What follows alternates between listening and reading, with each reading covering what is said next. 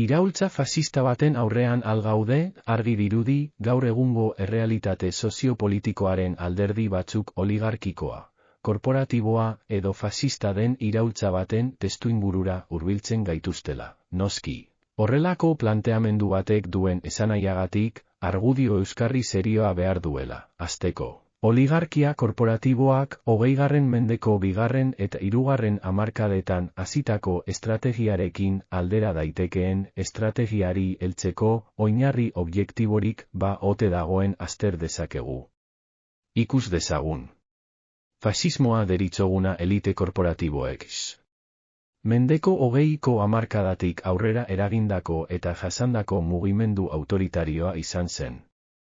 Mendebaldeko korporazio handiek 3 arrazoi izan zituzten estrategia hori abian jartzeko. Horietako 2 20. hamarkadan planteatu ziren, eta 3. 30. hamarkadan. 20. hamarkadan, korporazio handiek fasismoa askatu zuten, muturreko baliabide gisa honakoei aurre egiteko. A. Langile mugimendu iraultzailearen barne mehatxuari, B. Sobietar Batasunaren eredu komunistaren kanpoko mehatxuari, 1929tik aurrera, arrazoi berri bat gehitu zitzaien aurreko arrazoiei. 1929ko krisia, mendebaldeko eredu ekonomikoa suntsitzeko mehatxua egiten zuena, fasismoa mugimendu iraultzailea zen izaera.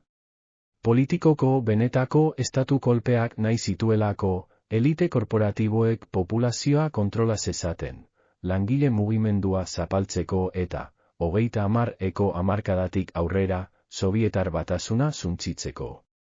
Hamarkada bat inguru da Ekaizenterrek egoera objektiboen bilakaeraren ebidentziaren aurrean elite korporatiboek fasismoaren antzeko estrategia bat aurrera ihes egiteko modu gisa planteatzeko arriskuaz ohartarazten duela.